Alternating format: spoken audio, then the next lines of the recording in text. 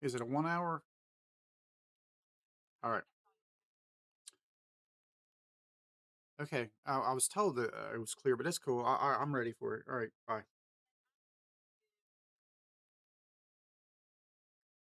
Sounds good. Love you. Bye. Well, folks, it looks like we are actually live. Apparently with Rumble Studio. Uh, sorry about the feedback. I'm going to mute that. Um, yeah. Using different cameras with a 3 screen setup today. Really, what I'm doing today here is I'm just going to talk a little bit about some of the creative stuff that's happened of late, maybe share a little bit of a video on that. I have recently gotten into presenting something um, on Roku. If you look up, if you're on Roku, on any TV, and you download the channel icon app or whatever for Madness Entertainment Group, you will find a docu series category. And at this present time, I am the only entry in that, with my telling of the rise and fall of Mutantville Productions. Now, what was Mutantville Productions? Um, why do I care about telling the story of Mutantville Productions? Well, that's a very good question. I spent about 10 years of my creative life with a group of guys that decided we were going to be filmmakers first, and then we decided we were going to be educators on how to make no budget films. And we made some films. We made 2 feature length projects. We made, gosh, 5 or 6 short films. We did a ton of test films. We did convention coverage. There was an associated website that had all kinds of speculative fiction coverage, and a whole host of celebrity interviews, coverage of various conventions. We traveled across the Southeast, um, spent some time doing it, and got a lot of content that we thought was unique. And to this day, I don't really think I've ever encountered a website quite like what we had at a place called mutantville.com. And not that that was like the be all end all of independent cinema or anything like that, but we went to a lot of independent cinema houses. We showed our short films at tons of these screenings at conventions. One of the guys ran a film festival for Mad Monster Party for I think 10 years. Um, I mean, there was a lot of output, not just from myself, but like everybody involved. There was a lot of creative output that seemed to be appreciated, or I don't know, maybe it wasn't appreciated, but nobody else was doing it.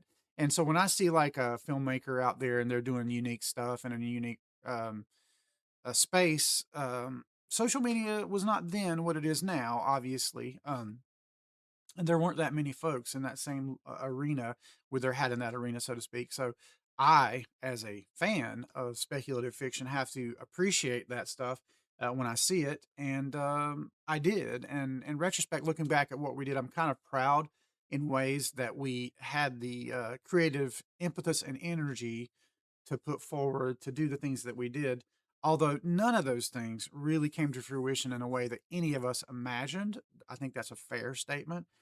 I thought it might be interesting to sort of share the story of the things we did, and the good and the bad. You know what I mean? Unfortunately, you're probably going to get it simply from my perspective, but my hope is to jump around kind of in a uh, Quentin Tarantino style. Um, Christopher Nolan does this particularly well in like Memento and Dunkirk and whatnot, jumping around timelines, showing the story from multiple perspectives. That was my desire, my goal. The other members of that former coalition, if you will, are only partially available to me. If I can get them in, I want to get them in. And as I tell the story, sort of loop in their perspective of how things went. But we'll see if that happens or not. But it's going to be an ongoing series. The first episode, which is out now on the Madness Entertainment Group on Roku channel. You have to download the channel app for it. It's out now and it's about 40 minutes long. I put a good bit of work into it. I filmed my parts for it over a couple of years. So you will notice that I have the blimp size body and face. I have trimmed down a little bit since that time. I've been on a fitness kick here. And since that time, I'm just going to show you a little bit of, let it play for a bit here. Um, since that time, I've lost 70 pounds and thank God, right? Because I was really getting plump there. And it's funny because looking back at the behind the scenes footage, you can sort of see me before I ever got really fat. My dad passed away about 9 years ago. I think I sort of ate my feelings a little bit, and and then just being married and having kids and stuff. There's a lot of pizza parties, you know what I mean? So yeah, I'm pretty yoked right there. Not in a, not in a good way. This particular intro comes off a little bit angry. I remember I was agitated about something. I think the MVP YouTube had just gotten archived, and I wasn't pleased about that. Now, not that my former partner won't let me get. I've actually downloaded all the content from it anyway, and I'm sure if I ask him, he would let me get in there. But it's just like it's that channel was set up under his account, so I have to. Anytime I want to log into it, I got to go through. Hey, man, accept this, blah blah blah. This little text thing, authentication. Because actually, Mutantville Production used to have MVP as our Twitter handle, and that legitimately got stolen from us. Twitter could not help us at the time. So basically, we had the greatest Twitter handle there was for a company called MVP, aka Mutantville Productions, and that got stolen from us, legit. So I understand why he has multiple authentication. Not that this content matters to most anybody, but it's still out there. You can look it up under MVP archive. Oh gosh, we've got probably, I mean, it's just thousands and thousands of videos, which I have access to. I haven't re-uploaded all of them anywhere or anything like that. But the thought was to upload them to like kind of a private channel just to keep my access to them. I don't know if I'll ever get that far, but anyway, back to the program here. So I'm just sort of telling the story of how mutantville.com started, and even the very mention of making a film group. And I realize I left out a little bit, but I'm just jumping around to the parts that I have connected content to that I can sort of show, because show me, don't tell me, right? Like there's so much exposition in most documentaries. You want to just show as much as you possibly can, and I'm just trying to like bring to bear whatever storytelling techniques that I had back in the day to make it as good and compelling of content as I can. And Madness Entertainment Group, while really cool, has a couple of movies on there that I was impressed by. There is a whole lot of this. This is not a critique of them. It's just kind of the style of that channel. There's a whole lot of content that's just two people on a live stream talking about something. And so it's really geared toward comics fans and art fans, and that's cool and all. So I was a little surprised when I got the invite to put content up there. In addition to this, actually, I got invited to put up some on my music content. So I'm doing a retro concert series because I have always been a freak from the very first home video camera that my buddy Todd had. It was the old kind that you put the VHS tape into and it went up on your shoulder. I don't even remember the name of the camera, but it was awesome. And I still have a camera like that. Unfortunately, the type batteries that they had, they sort of were built with a finite lifespan. You really can't get those batteries anymore. So there's really no way without custom engineering something to use that format. Not that you'd want to, when the iPhone can emulate that and do so much more. And that's something this show I'm going to get into, actually, the cinematography aspect and which cameras I'm using and why. I'm going to show you a lot of the big ass cameras that I had and a lot of the expensive cameras and lenses that I had that are ultimately, at the end of the day, inferior to this right here. This right here is an iPhone. Let me see what kind of iPhone this is. I promise you, you will never in your lifetime encounter the need for a better phone just for basic filmmaking. Let's go to about. I really want to see which version here. About iPhone. Nope. I don't know if it's about. I believe it's a 16 Pro Max. Okay, so this is an iPhone 16 Pro Max. Which size is it? Let's see here. Capacity. It doesn't show the capacity on the screen. But anyway, it's running iOS version 26. Guys, this is so far beyond the best camera that I ever owned or the best lens their kit or set up. Now, there are exceptions to that in certain areas, but if you're talking about 4K footage to present on the internet, I mean, you really don't need any more than this. And where else are you going to present it, right? Nobody makes Blu-rays anymore. Nobody makes DVDs anymore. And we're going to talk about that because I authored both of those in my journey to get here as, guy sitting at his desk making docu-series, which potentially I will occasionally go out and film for. And I actually filmed things as late as last October. It's October 7th, the 2nd now, and around October 1st or 2nd week of October last year, I filmed some content which will ultimately make it onto this show at some point when I get to the end of the line showing where I'm at now. But I plan to loop back and show content from my my early days with Todd as a beginning filmmaker using an 8mm camera. Yes, I'm old enough that I actually started on film. I'm not as old as George Romero, but I was in the vintage category of filmmaker. You can tell. So here I'm exploring one of the locations that's been torn down and showing what was been left. Actually, Stephen Tucker from the Mutantville group of players was going to help me with this, and I do have some footage where we started shooting it, but we just life took over. Now it's gonna get into a bit more of the actual content, so don't worry about that. But being that this is just a casual live stream, I'm gonna go ahead and talk about other things that I've been getting into. Um, I'm back with music has been a steady through line when it comes to the pulse of my life since I started music about 19 years old. I'm 55 now. I've never been too far away from it. And there's been times I've been more active, particularly with collaborating with other people. And starting about 4 years ago, when I made the association with my production partner, Harrison Foreman, it really kicked up. We, in short order, maybe 3 years, we recorded like 70 or 80 songs professionally in a big studio. That was Snug Records, of course. Harrison had a little studio. I, inspired by him, created a little studio here at my office space, and then ultimately went home because I got a grand piano and I started becoming a piano player. And I wanted to record the actual piano, not just have like keyboards at the studios. Keyboards are great and all that. And I finally did get like a nice electric piano that I perform with now. But at that time, I was using a keyboard up there. Now, the guy had amazing organs, but the keyboard was just a basic keyboard and not really super weighted keys and not chunky weighted keys, which makes it so much easier for an amateur like myself to play. But in any case, I set up a remote tracking. Well, I call it remote because it's just a simple Mac sitting on top of my piano using Logic Pro, and I have a small monitor and all that. That'll get expanded a little bit, but I've already used it to record stuff, ideas, just as a guitarist. You kind of fall into certain patterns, on the guitar. For me, like a typical pattern. So G, E minor, C, D. It's just a cowboy chords.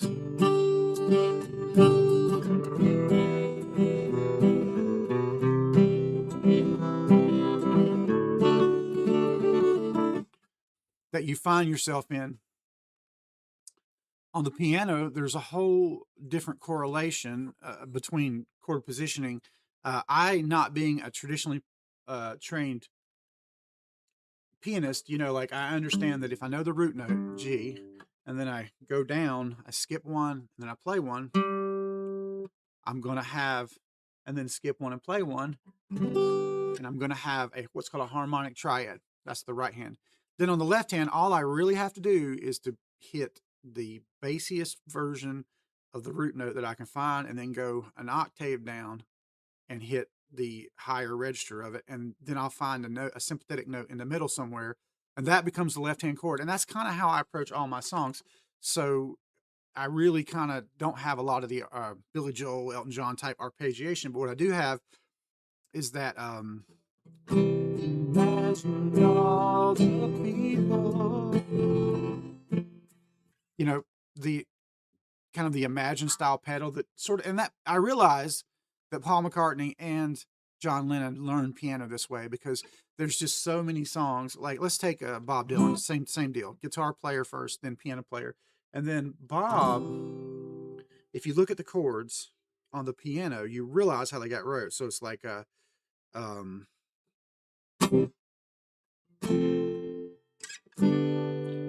those chords are right beside each other on the piano.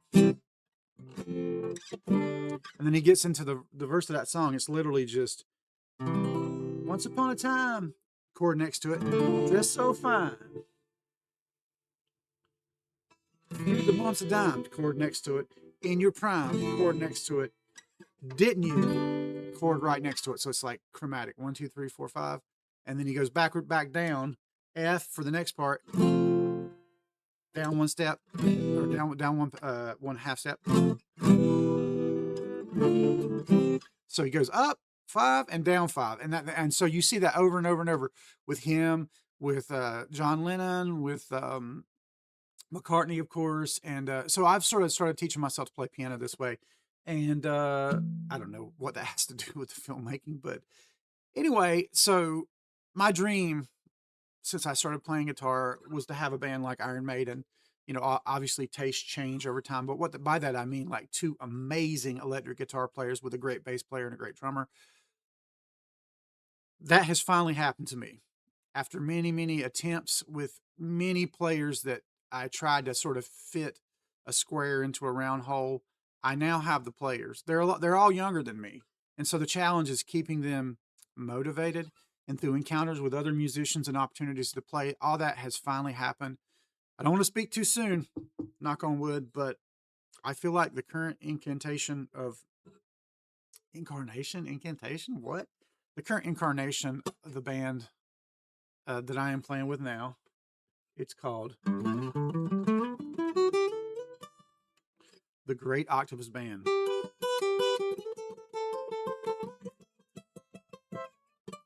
Coolest band name I think I've ever been involved in. These guys are all exceptional in multiple ways. So at this point in time, I'm really excited about the idea of performing live with them. We've already had a live performance as a band one. It went okay. It went really good considering the amount of practice we have. We've had a lot more practice. Now, actually, this will be our 3rd performance. We didn't use that name previously. We were just kind of calling it Brent Bowers and Friends or whatever the town would, because I was the one booking it. That's how that happened. But yeah, we are going to be playing at the historic Snugs House in downtown Albemarle.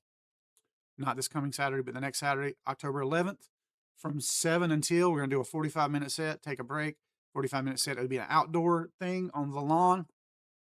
Hopefully, people are going to be out there in chairs to watch us. Very excited, very excited.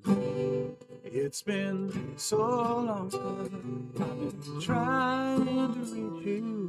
The lines have all come down, life's just trying to preach to you. You won't change your mind, I won't try to beseech you. Stop and turn around, one time to preach to you. Oh, what's been going wrong? All that's going on, standing on the edge of this thing, catching in the ride, in a sunset by those white fields of Dover, trying to catch our fall. Oh, what's been going on? New material is coming like crazy, and it's different. It's different material, I'm getting into a boring part here. It's different material stylistically, and with me fundamentally being the piano player in the songwriting process, and even the I dropped my pick. There it is. That really changes the live band, and being that we have the other guitar player, it's such a major player. I can do that, and we're doing things like what is it like a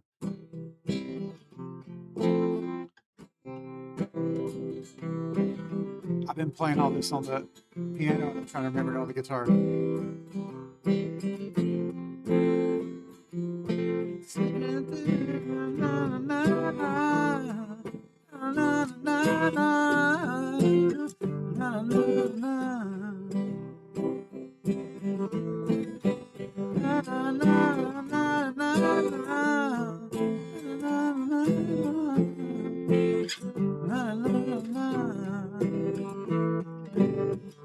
gonna start a revolution from my bed.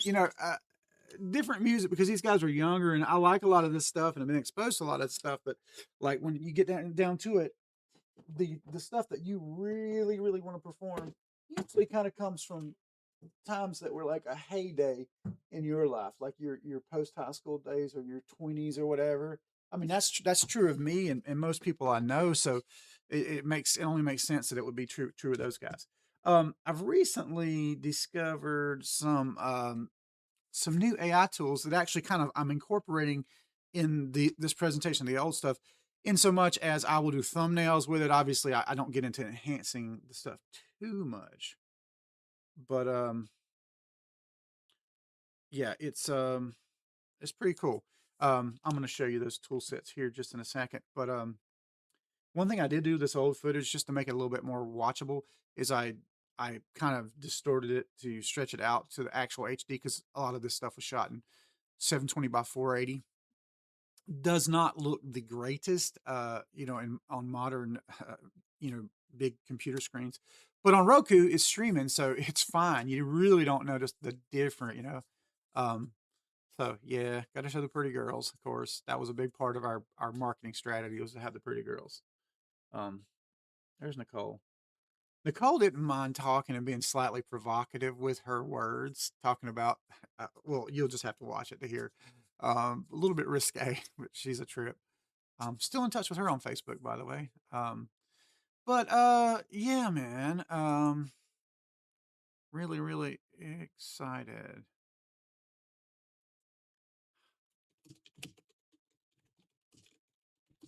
Hang on one second. I'm just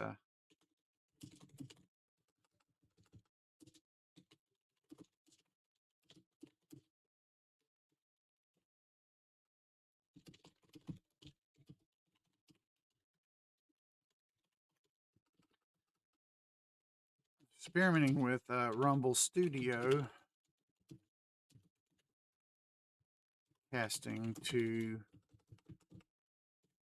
YouTube and Rumble simul. I want to see um, how many different platforms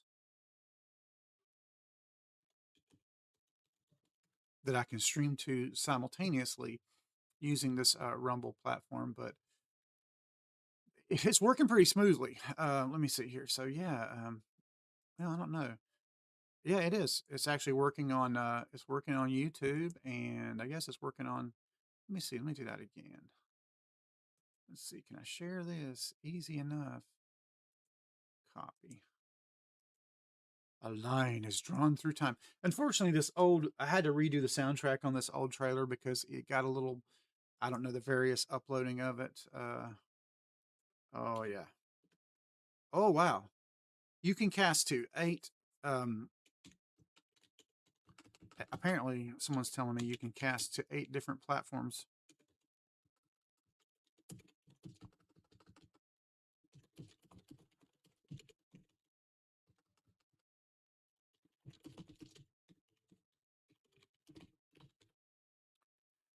That's pretty cool, man. So yeah, we're still looking at the original C for Chaos trailer. I thought I had another window up whereby we were streaming, but maybe I did not. Rumble, rumble, rumble. Rumble in the jungle. Yeah, there it is. Okay, cool. Yeah, we are still streaming to both. That's pretty neat. So you can't see it from my icon here, which I guess I could turn off, but let me just turn this bad boy off so you can see a little more of the screen. I guess that's getting annoying. There we go. Bam, boom, shakalaka. Um, yeah, this old stuff is hilarious, man. Oh, there's our buddy Tony, the late Tony Rogers. He passed away this past year. That sucked. I did reach out and speak to his wife a bit.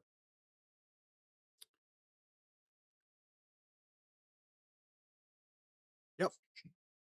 This is hilarious. I'm going through Chick-fil-A. I'm out of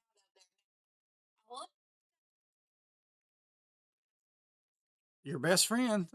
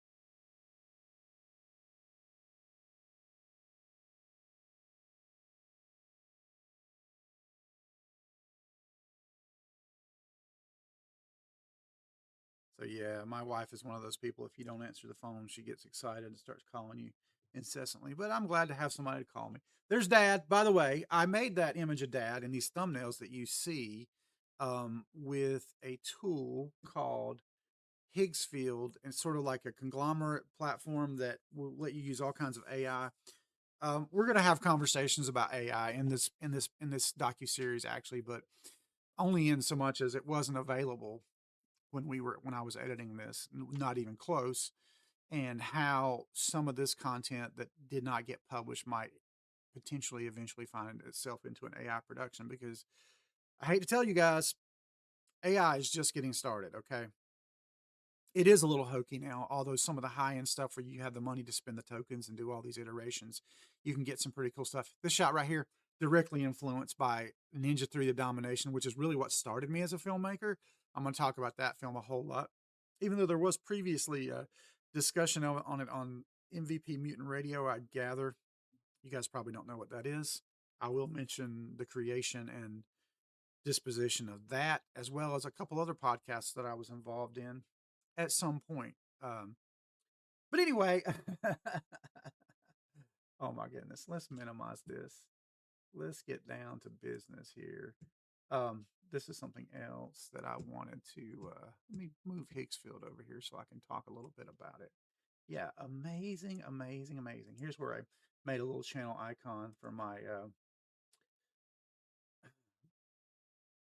I've been busy creating colorized versions of photographs. That's a photograph of me from my yearbook, and it was all black and white and really low resolution. And yeah, I just create all kind of cool stuff with this. But basically, the cool thing about this is that it lets you create from scratch or start with a photograph. And I get a lot of folks requesting, personally, clients that I take old photos and colorize them. The former way of doing that was really, really labor intensive with Photoshop. So people that want to crap on I mean, I can do this in 5 minutes, and used to it would take me hours to do that, right? And so yeah, haters gonna hate, right?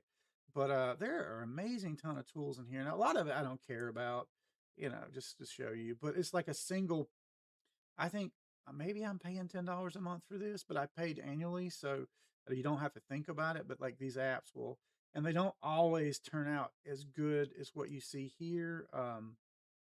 Yeah, so there's what how mine turned out. Didn't look that great, so I was not super chuffed. And it uses points up, and you only get so many points a month and stuff like that. But there are ways to use most of these tools for free if you're hip to Discord. Um, what this does is it makes it a lot more at your fingertips, and you don't have to really go through the headache of Discord. But it is really incredible. Nano Banana, you guys surely have heard about that. For example, let me give you an example how I might would use AI. This is my brother's shop door. Now, the version of it that exists in reality is just like this, except for it does not have the flag on there. So it's a difficult challenge for a designer because he wants an American flag on there. My brother that operates this business wants an American flag painted on this door. So I had to come up with a way. How can I do it with the skills that I have in the real world? Obviously I could. The first thought would be to do a flag like this, but it wouldn't be very impressive. And he wanted to cover the entire door, so I just turned the flag on its side. But I did several iterations of this where, that doesn't really read American flag to me for some reason. So I went with then I tried this, and it's okay. It's a little bit too bright. You just know with real paint, and also the dings in the door. And so eventually I got this iteration by just prompting it, and that I could literally put a projector on there at night and outline it. I don't think that I do because of the straight grid like nature of that design. I think I could probably freehand this, but I'll create a template for the stars. All I really have to do, and I literally could sample this and take the hexadecimal value over to Lowe's and have them to mix the paint exactly to this. But what I'm going to probably do is I'll use AI to determine the exact hexadecimal colors for the actual color, if there are official colors for the American flag, which I'm sure there are. So you get the right color of blue, the right color of red, the right color of white.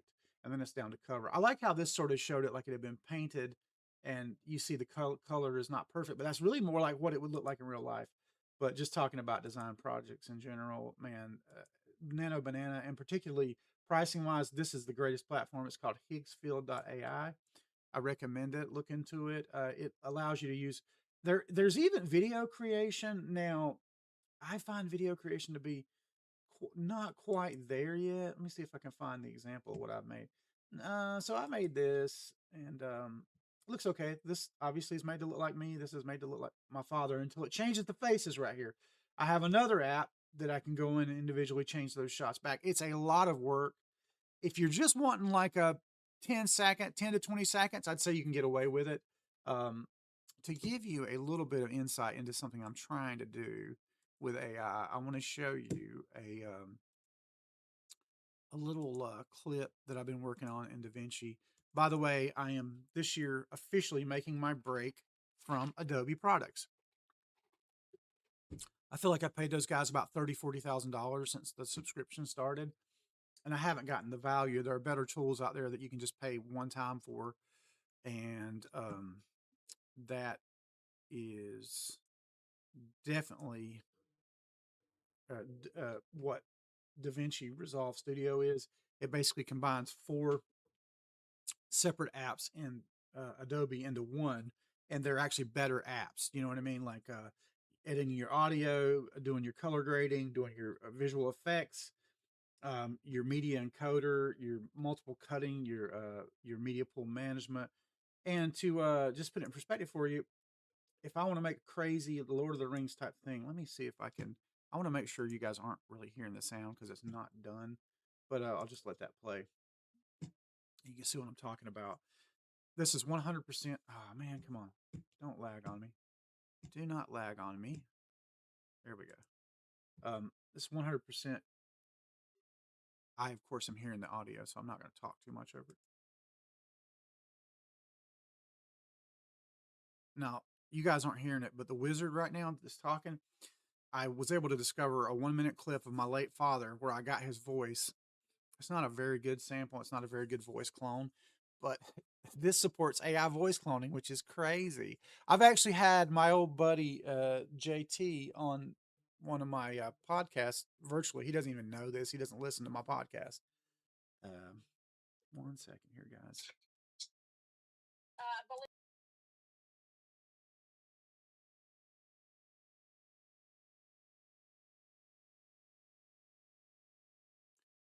Interrupt us muchus? Yes.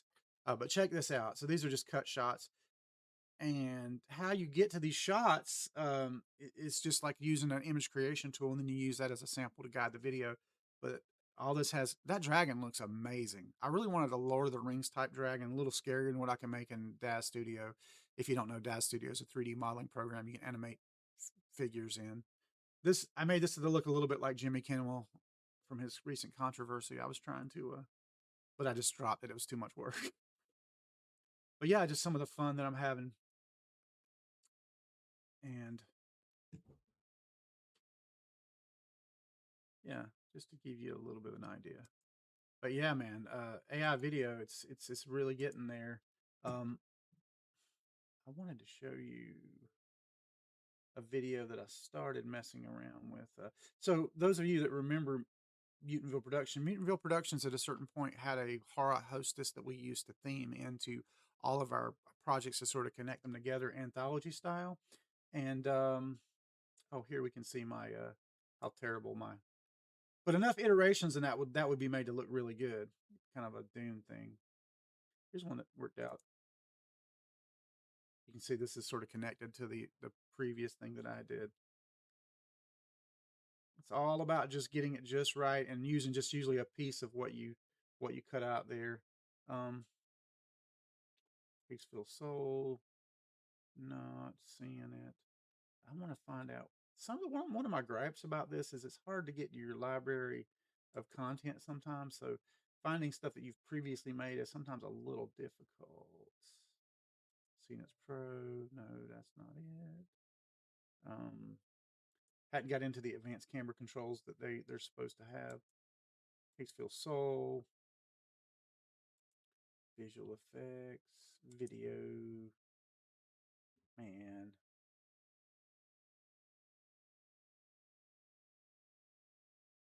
Let's see here. Yeah, I don't remember any of these. All right, well, enough of that. Looks like it's going to keep showing me. I'll find it eventually. I can find it from time to time, but then I lose it. But anyway, everything I do with the video is based on the images, and I made something off of this using a photograph of the actress that did the. This isn't exactly her, but it's very similar to her. Um, and I animated this. It didn't look bad. I just, it's just going to take iterations to get it the way you want it. But anyway, that's going to be it for our stream today. Just wanted to kind of touch base on what has been up to, what I've been up to, and I didn't get too much into the music. There's more of that to be had, so maybe I'll do another stream soon. Doctor visit today, a little bit of work today, music practice today, and you know, I'm hopping, so to speak. But I will try my best to get back to updating you guys in the very, very near future. So that's there. That's there. Where is that? That is there as well. All right, guys.